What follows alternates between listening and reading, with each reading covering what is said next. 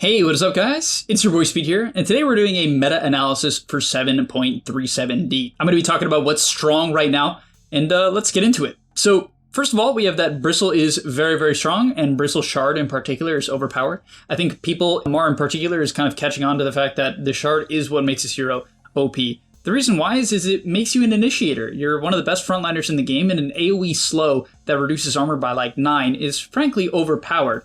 And I think until this is nerfed, until the Shard is nerfed again, it's been nerfed since from what it used to be, until it gets nerfed again, Bristleback will be overpowered. And yeah, I think that this hero is in a great spot. Next up, we have that the Pugna facet is definitely broken. I think Pugna is a completely overtuned hero right now. It took people a while to catch on, but yeah, Pugna is broken, especially considering that bracers are nerfed. The fact that this is still like a mega tank hero, even with bracers being out of the meta, is really nice. On top of that, I do think that there's something to be said about the fact that Glimmer isn't the best item right now. Even though it's good on Pugna, it's not the best item right now, so a lot of supports aren't buying it. So they don't have magic resist for the ward, and they don't have bracers. So they're really squishy, and their HP pools against Nether Ward is really bad. But yeah, the Pugna facet is broken. This hero as a 4 or a 5 is completely overtuned. And if you get good at it, it does take some time. You have to really know how to save teammates. You have to have, I was going to say good positioning, but no you don't. You just put down the ward. And yeah, just give it a shot. I would say Luna and Alk are on top right now for the third point. These heroes are probably the most reliable carries in the game. I think there's quite a bit of variation. There's also a lot of Medusa, Gyrocopter, there's a few others going around right now. Morphling is another one at the top level. However, Luna and Alk seem to be the most stable, and so if you're looking for heroes to kind of just be stable carry in the meta right now for your pubs, I would say Luna, Alk, and then probably Medusa, number 3, is what I would suggest. Solar Crest remains irrelevant. This hero was nerfed in one of the recent patches, but as time has progressed, Solar Crest still stays on top. I would say this mainly comes down to the fact that the item's buildup is nutty good, especially with bracers being a weaker item now. You want some way to have early game HP. This item gives Fluffy Hat, which is a wonderful replacement to the early game bracer, and then it builds into a very cheap early game HP item in Pavis. Yes, it's physical damage block, which is less useful than magic damage block in the early game, but you get it so early and so cheaply that it's just that effective. On top of that, a big thing for me about Solar compared to Force Staff and Glimmer is Solar's cast range and Pavis is 1,000. Glimmer's is 600 and Force Staff is 550, almost half. And so when we talk about the ability to save people, get off that clutch save, or even just stay in position when using your defensive item, Solar Crest is far above and beyond the others, and the build-up isn't close. You might be like, oh, but Force Staff has Fluffy Hat. Yeah, but then you have to buy a Staff of Wizardry and a 900 gold recipe. Solar gets a Windlace, a Pavis, and a Crown.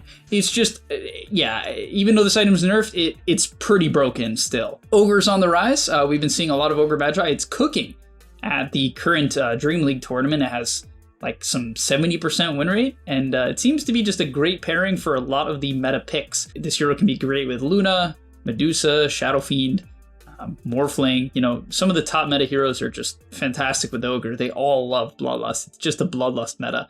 You know, it's not like PA is in the meta, and it's like you're not gonna Bloodlust PA or like Spectre, where that lane sucks and, you know, bloodlusting that guy is just, you know, it's not one of those metas at all, so it super favors Ogre Magi right now. Then we have Chen is on the rise. No one plays Chen in Lomomar. It's the least picked hero in all of Dota by a lot. Then it's Brewmaster, but yeah, no one plays Chen, but in the pro scene, Chen is probably broken. This hero is a really good laner against a lot of the popular ranged heroes, like Muerta, for instance. Chen is one of the best laners against that hero, or even Hoodwink. So yeah, huge fan of Chen. I think just being able to buy early Solar Crest, early mech, and group up with your team is really, really OP. Bracers have nearly completely fallen off, and this kind of plays into Chen as well. It's just one of those heroes that lets people be survivable.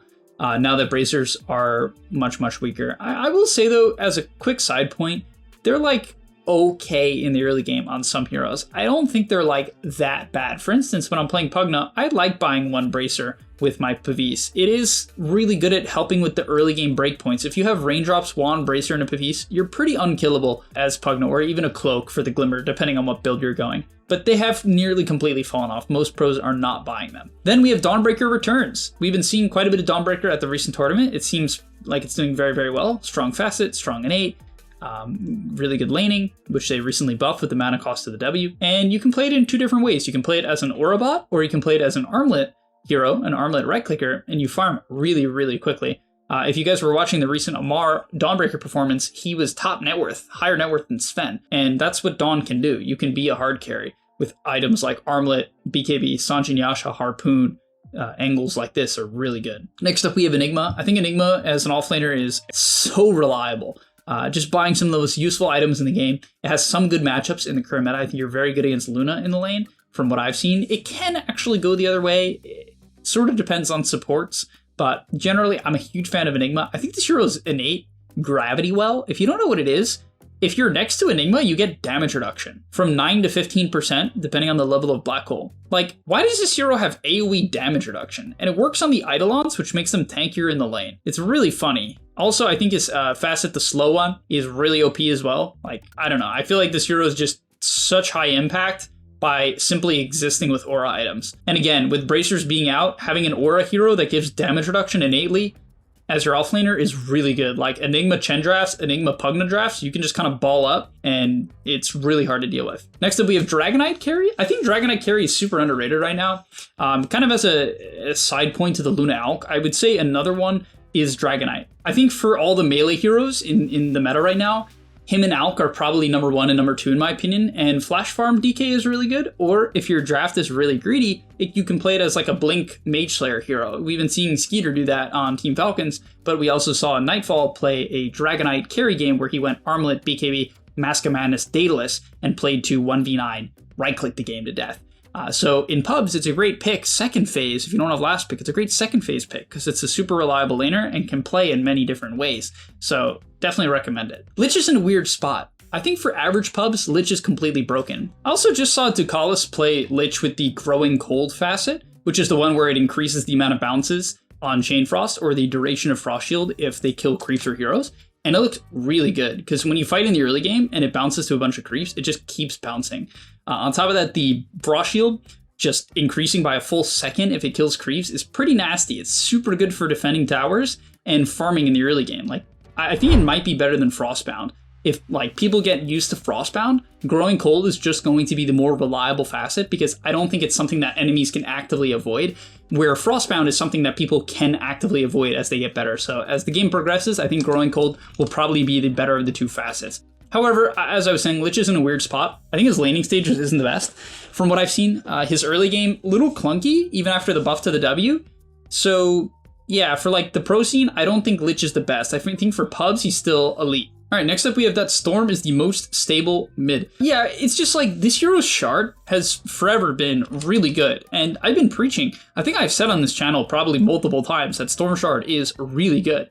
If you don't know what it is, for only 1,400 gold, which for a mid hero that flash farms is so cheap, every hero around you in a 750 radius, which is a very big radius, gets 3 charges of overload, which is your E. This is 100 damage, but also importantly, it's for 0.8 seconds, which is pretty long, and 80% movement speed and an 80 attack speed slow. So your team just has a ridiculous amount of control and a ridiculous amount of damage. And keep in mind, this is AoE. So Storm Shard, it also gives 40 attack speed and it's only a 30-second cooldown.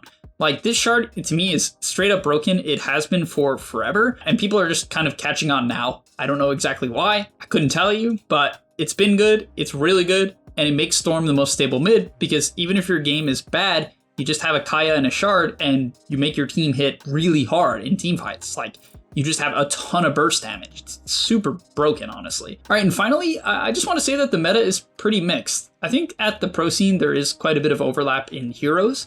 It's not extreme, but in terms of items, I've been seeing a lot of different builds, a lot of different items, a lot of different things. Like there's like Bloodstone heroes, there's Enigma buying Pipe, there's some Crimson builds, there's Helm Dom is viable.